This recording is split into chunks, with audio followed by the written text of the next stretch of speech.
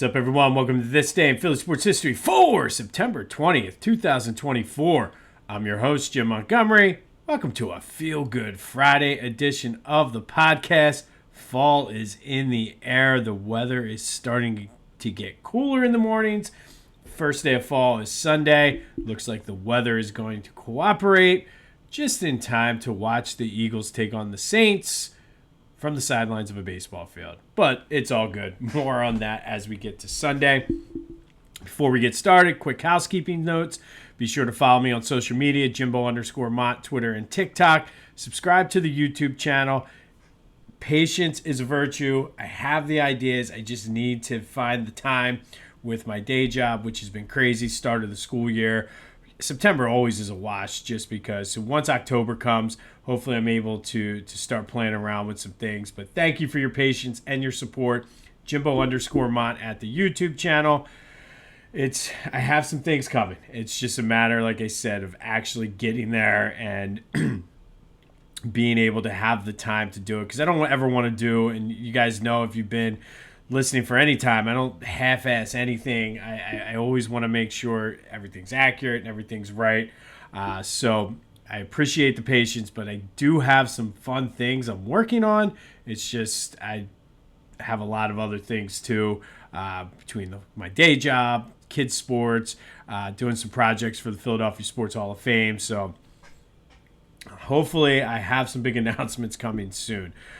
Be sure to check out my boys over at the Clashing Conferences. I have not listened to the new football episode yet, but I'm sure it's going to be a good one. I'm excited to listen to that today in the background here at work.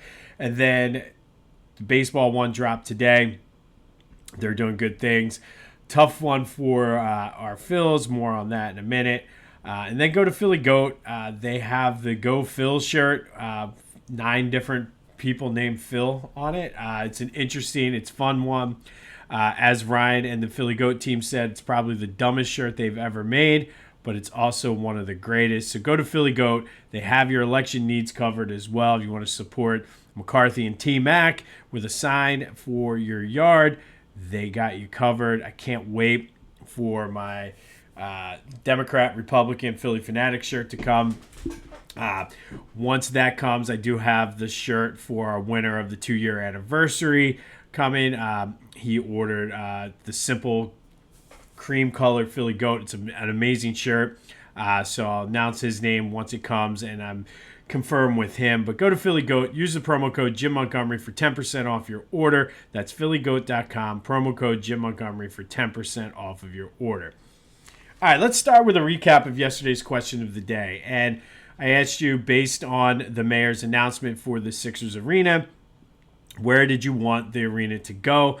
92% of you said South Philly. Not one person who interacted with me at all yesterday said, with the exception, I guess, of my wife, but I won't count her, said that they wanted it in Chinatown. There's quite a few of people said it doesn't matter as long as it's not in Jersey. That's really where the other 8% came from. Thank you, as always, for participating in the question of the day. The text line was very busy yesterday with folks calling in. I was interacting with one person who said it was a bonehead move. And finally, I did have a reason other than sort of traffic that was a valid point. He did mention the appeal down in South Philly is parking and getting there and the ease of getting there. However, the tailgating aspect is something that he mentioned. However, I don't necessarily see too many people tailgating for Sixers games. I've never tailgated a Sixers game. Usually you get down there, you either go in early, grab some crab fries, or you hit Chickies and Pete's on Packer before you come, or go to Xfinity Live. So I don't know for the Sixers specifically if tailgating is really an appeal for the Sixers to stay in South Philly. But it just got me thinking, and I guess I'm coming out on fire again on a Friday. As someone who lived in the city for 20 years, I spent 15 years in Roxborough. I spent probably 10 of those years or so on the Roxborough Community Development Committee. And basically, we were the Roxborough's version of the people that are protesting and talking with the mayor about the stadium going in Chinatown. And one thing I'll say about the residents in Philly, we tend to shoot ourselves in the foot a lot. By that, I mean very stubborn and very resistant to change, and always, and we talked the other day about going back to that whole new Philly mentality instead of the old Philly. But when it comes to changes in the neighborhood and changes in the community, I feel as though the residents of Philly have a very old school Philly mentality. I mean, for instance, like there were people that would come to those meetings just to say, no, this sucks, it's not going to work, and tell you why. It didn't matter what it was. There was a lot behind my old house that at one point had houses on it. Something happened with the environment, and essentially the houses collapsed, and it wasn't. I guess you could have spent the money and fixed up the land and rebuilt on it, but there was a lot of dogs in the neighborhood, and there was a few dog parks down in Manayunk and different places in Roxborough. But for that specific area, it was a great spot for a dog park. I used to take my dog there. Other people would take their dog, and it wasn't necessarily all the way fenced in. So that was sort of the big plan. And I can still picture this guy's face. All he said was no, because then dogs are going to be barking all the time. Didn't live on the blocks that would be impacted by it. But that's the kind of mindset I feel as though Philly has sometimes when it comes to change. And I think we need to take this at a 30,000 foot view more so than just this is what it's gonna mean. Bigger picture, it's going to be great for the city. There is nothing going on there. That whole area on Market Street it's a waste. I mean, and if you do it the right way, you have access to Delaware Ave and the river, and like I feel like that's a whole other issue for another day. I feel like the whole riverfront area is just miles and miles and miles of like wasted space that could be parks and just different things like that. But don't want to get into that. So for me, I think we got to look at this as a 30,000 foot view and not be selfish about it, because a lot of people are like, oh, well, how am I going to get down there? Traffic's going to be there. And a lot of this is going to be dependent upon SEPTA, and I know that's a big ask. But the regional rail literally drops you off right there at the arena. And I think people just need to kind of look at it from the bigger picture. And yes, you might have to change your habits, but I mean, I don't know, maybe you help the environment out, whatever. But I just feel sometimes Philly residents they shoot themselves in the foot a lot because they're just stubborn and resistant to change. It's one of the charms about the people in Philly. It's one of the reasons I love living there. And obviously we needed a bigger space, that. I was very dead set against moving out of the city. At some point in my life, I probably am going to retire and move back to the city. But it's one of the positives and the negatives. It's very charming how everybody is very neighborhood centric and loves their neighborhoods. But I think sometimes it gets in the way of progress. But that's just my rant on that. More on this. This fight is far from over. It's in city council now. So as more of the story develops, we'll keep you posted. But thank you to everybody who reached out via the voice and text line yesterday. 267-495-8531. Back to the Future voice and text line. I enjoy interacting. I try to answer every text that comes in. So continue to do so. Leave voicemail. And if you leave a voicemail, I can get you on the show. Shout out to Matt from Fort Washington, like I said, from earlier this week, who reminded me of our roots on this podcast with the new Philly. And I think when it comes to the Sixers arena, we need to have a new Philly mentality. But like I said, this is far from over. So keep it coming. And I'm sure there's going to be a lot to text about today as we get into the episode. So let's start with the Phillies game. Once again, they lost the first game of the series. Once again, they lost while Taijuan Walker was on the mound. And that means I think that I saw 6-12 in Taijuan Walker's start. And if you look at where they are in the standings, everything could be wrapped up if they won 4 of those games that Taijuan Walker started. And in most of those starts, he put them in a bad position, much like he did last night. I don't necessarily have an issue with him starting. I know folks are like, why is he out there? Like, he had pitched well out of the bullpen. My issue is, why send him back out there to start the 4th inning? Obviously, he didn't have it.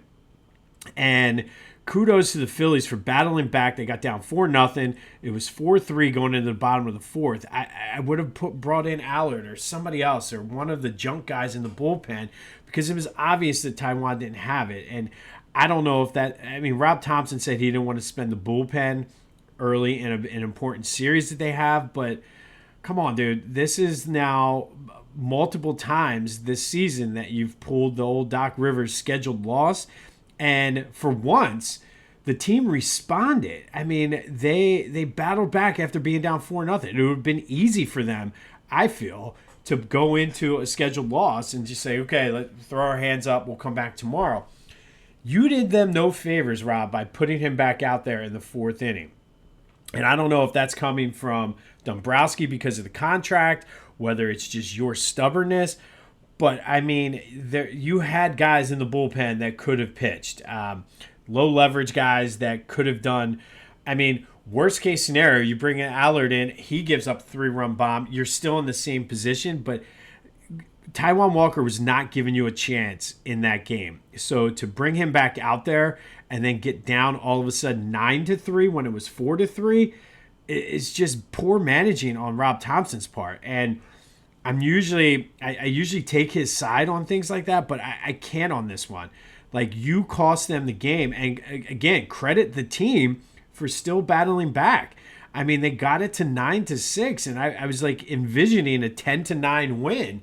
And then, I mean, things happen with the bullpen. I'm not blaming Alvarado for, that was just a hard hit. But Taijuan Walker was throwing absolute meatballs. I think it was Nimmo or whoever hit that moonshot that hit off of the windows of the club box level. I mean, he said, oh, I missed. No, you threw a meatball.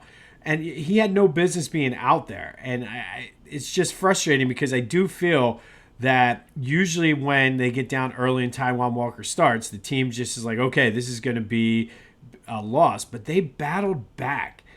It was 4-3. And we talk about eye test and feel for the game. There's no reason and like no justification that you're going to tell me is going to make it okay for Taijuan Walker to go back out there for the 4th inning. So, I mean, they're up 6 games with 9 to play. Still very much in control of everything. 3 games up on Milwaukee, who lost. So, I mean, that looking good to at least get that bye. Dodgers, Shohei Ohtani. Oh, my God. What a game by him. They're now tied with the Dodgers, but because of the tiebreaker, the Phillies would get the first seed. But, man, that dude is just lights out. Like, he had like a RBI baseball stat line. 6 for 6, 10 RBI, 3 home. Like, ridiculous. Absolutely ridiculous. But they look to clinch a playoff spot for the second or third straight night with Christopher Sanchez on the mound. I do think it was a good sign that they had some fight despite getting down early. And that one's on the manager. I'm going to put that 100% on Rob Thomson for putting him back out there. Just absolutely ridiculous.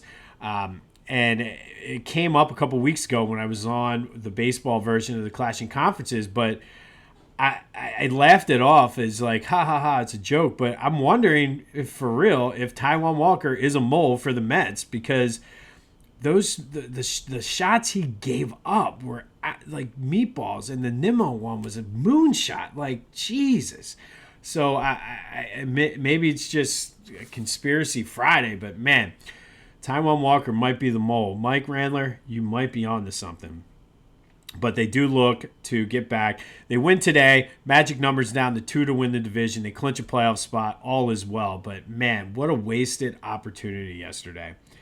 All right, Eagles. The line has moved to 3. And I think that's in part because of the injuries.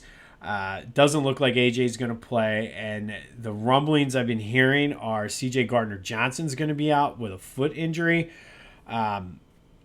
So we'll see. Does that mean we see more Cooper DeJean? Does Avante Like, I don't know how they have a couple different options they could do, but it's a big loss. A veteran playmaker, especially against this team. I still don't understand the line, though. I feel like the line is too low, and there's just obviously there's a reason why the line is what it is. I just can't put my finger on it. I would think this line would be maybe 4.5, 5. 3 is just, it still seems way too low. But it's on Vic Fangio. I've been talking about it all week. He spoke yesterday at the press conference. He was like, we're not going to get a pass rush until we play better against the run. I'm looking at you, Jordan Davis. I'm looking at you, Jalen Carter. I'm looking at you, Zach Bond. Bryce Huff, give us something. Like, I feel like you're still a missing person down in Brazil. But, I mean, and he's right. You got to play better against the run, but that's on him. He mentioned what we've been talking about with teaching the technique, like the fundamentals, but you got to get on that, dude. I don't know. Hopefully we get some more clarity on the injuries after practice today. And then we'll start breaking down the game tomorrow. But if you can explain why this line is 3, it just seems low. And a lot of fishy lines this week. And I don't know if that's good or bad. I don't know if they're trying to bait people into betting one side or the other. But, I mean, Kansas City's only 3.5 down in Atlanta. That seems low. The Ravens are only minus 1.5 in Dallas. It just... I don't know. We'll see what happens. There's still a lot of time for those lines to move. Flyers opened up training camp yesterday. Tortorella's famous rope test. Big conditioning test, mental test for them. Looking forward to them to getting back on the ice today. They open up the preseason on Sunday against Washington. All right, today we're going to do a little bit of a double header, and we're going to go back to 1992. It was a busy day for Philly sports. First, the Phillies were playing the Pirates at Three Rivers Stadium. At the same time, the Eagles were playing the Broncos at the Vet. First, let's go to the Phillies. They lost that game in Three Rivers 3-2 to the Pirates in 13 innings. Dave Hollins and Mariano Duncan knocked in both runs with home runs. Curt Schilling pitched 9 innings in that game, gave up 2 runs, only had 3 strikeouts, but this was like the heyday of the Pirates with Bonilla, Van Slyke, Sid Bream, Bonds. So they were a stacked team. So that's a good, very, very good outing by Curt Schilling. In the bottom of the 6th, though, the Pirates started to have a rally. They had 2 on, no out. Jeff King stepped up to the plate, hit a liner that looked like it was going to go into the gap in center between center and right field. But then one Mickey Morandini dove to his right, caught the ball, kind of rolled over, got up, stepped on second just as Barry Bonds was kind of running in from first base, tagged him for an unassisted triple play. It was the 9th in Major League Baseball history, first one in Phillies history. They did have one back in 2009. We talked about when Eric Bruntlett did it against the Mets. There's only been 15 total in Major League Baseball history. It's one of the most rare and hardest to accomplish feat in baseball. The Phillies, to their credit, have been involved in 3 of them. 3 of the 15 the Phillies have been involved in. You have Morandini's on this day in 92. You had Eric Bruntlett's back in 2009. And then in 1923, Ernie Padgett of the Braves completed one against the Phillies. But that was the Phillies version of this day. All while this is going on, the Eagles are playing down at the Vet and shut the Broncos out 30-0 to move to 3-0 on the season. Defense dominated the day. They held John Elway to 59 yards and an interception. They sacked him 3 times. They had 4 total sacks in the game. It gets better. This was the team that the year before was the 1991 greatest defense to ever lace up their pads in the NFL. Nobody's going to tell me any different. That's not what we're debating today. But this was the year after Jerome Brown tragically passed away, but they held the Denver offense to 82 total yards, 0 for 11 on third down, and then the offense was masterful. Randall Cunningham went 18 for 25, 270 yards, 3 touchdowns. We had Calvin Williams with 5 catches for 108 yards, 2 touchdowns. Arkansas Fred Barnett, 5 catches for 102 yards and a touchdown. And this was a fun year. It was the bring it home for Jerome year. They finally won a playoff game down in New Orleans. It's one of the key parts of why I'm focusing on this game today, too. It does happen. The Eagles should not have won that game in New Orleans, but they did. It happened to be Reggie White's last year. But on this day, the doubleheader, the Phillies lost to the Pirates 3-2, but Mickey Morandini with the 9th unassisted triple play in Major League Baseball history. And then in South Philly, the Eagles shut out the Broncos 30-0 in an absolute dominant performance to move to 3-0 on the season. All right, finally today, we're going to go with our Philly Sports Villian. And I'll give you the other side of the coin. Yesterday, we talked about Donovan McNabb, which I don't agree with him being a villain. The other side, Donovan will always forever be tied to this guy, and that's Terrell Owens. And like I said, we're trying to be fair and equal. It's election season. We're going to give you both sides of the podium here.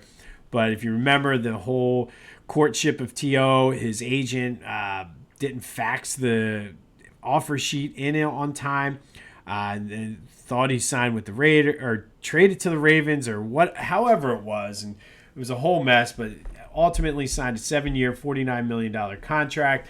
And the difference he made was immediate for this team. It was obvious right away that they were finally going to get over the hump.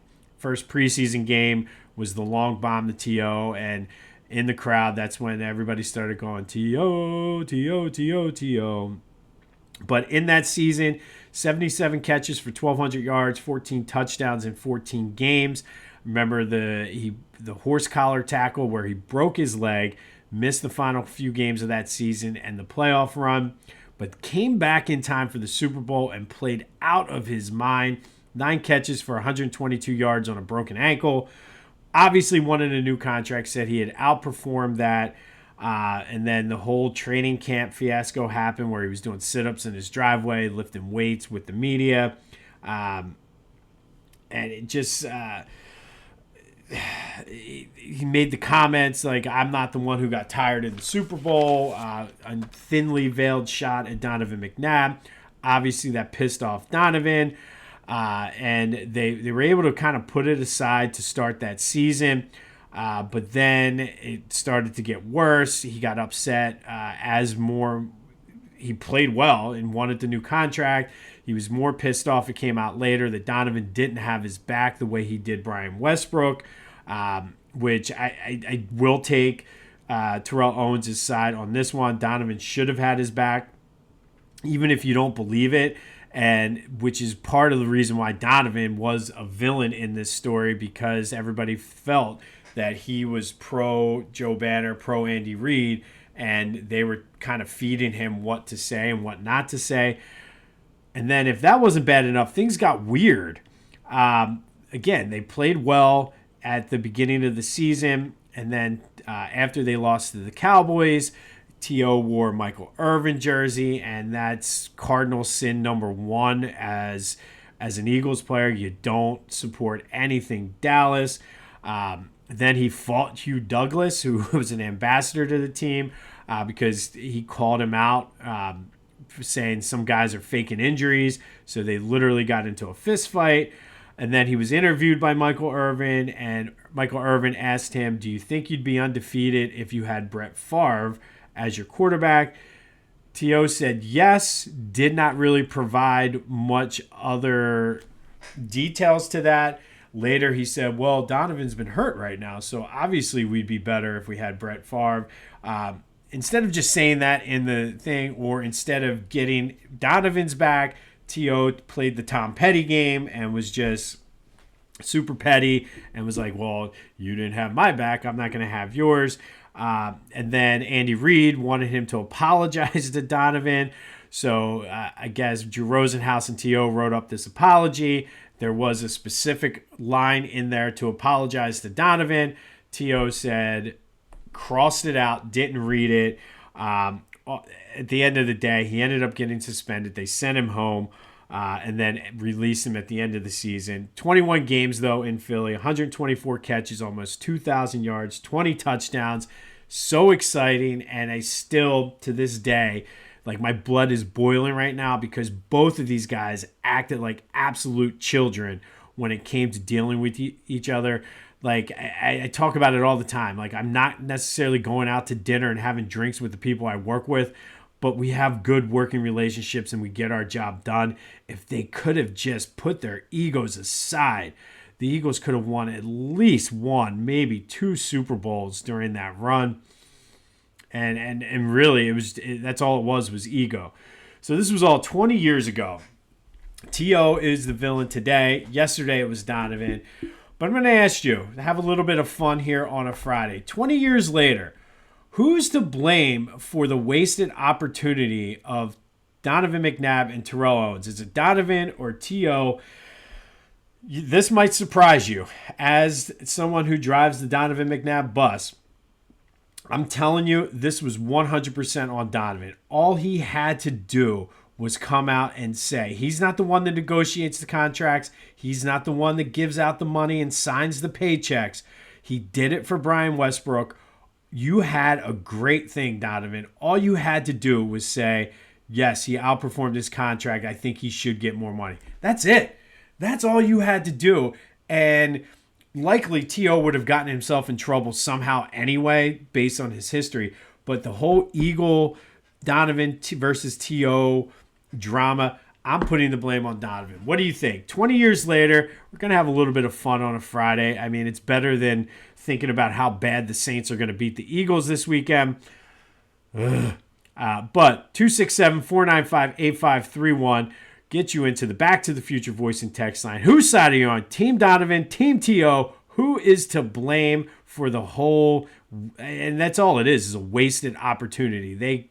It was magical what they had, and ego got in the way, as usually is the case with whether it's a band, teams, whatever. Egos always tend to get in the way. If they could have put those egos aside, we'd have a couple Super Bowls by now. But let me know what you think. Who's to blame? Donovan, T.O., 267-495-8531 will get you in. Get anything else Philly sports related. You want to go on a Taijuan Walker rant? Want to tell me how I'm being unfair to the residents of Philly for being stubborn? Listen, I lived there for 20 years. I was one of those stubborn people. I fought tooth and nail to not get a Wendy's on the corner by my house. And honestly, as soon as I had kids who were old enough, I always said I would never go to that Wendy's. As soon as they started to like chicken nuggets and it was easy, I went to the Wendy's. We're stubborn, but we resist change for some reason. Stop resisting. Like, there's a time and a place for resistance. Putting the stadium in Chinatown is not one of them. But let me know your thoughts on that. On this day in 1992, Mickey Morandini had an unassisted triple play in the Phillies' 3-2 13-inning loss to the Pirates. At the same time, the Eagles absolutely dominated the Denver Broncos and John Elway 30-0 down at the Vet. And that all happened in 1992. We'll have more on Flyers camp as it comes. Hopefully we get that magic number down to 2 and clinch a playoff spot tonight. Third time's the charm. Christopher Sanchez going for the Phils tonight. Let's get it done. And let me know your thoughts. I blame Rob Thomson. There's no way Taijuan Walker should have come out for that fourth inning unless he really is a mole and somehow Rob Thompson's involved in it too. I don't know. How's that for a conspiracy theory on a Friday? This has been This Day in Philly Sports History for September 20th, 2024. My name is Jim Montgomery. Go have yourselves a Friday. And until next time, I'll see you when I see you.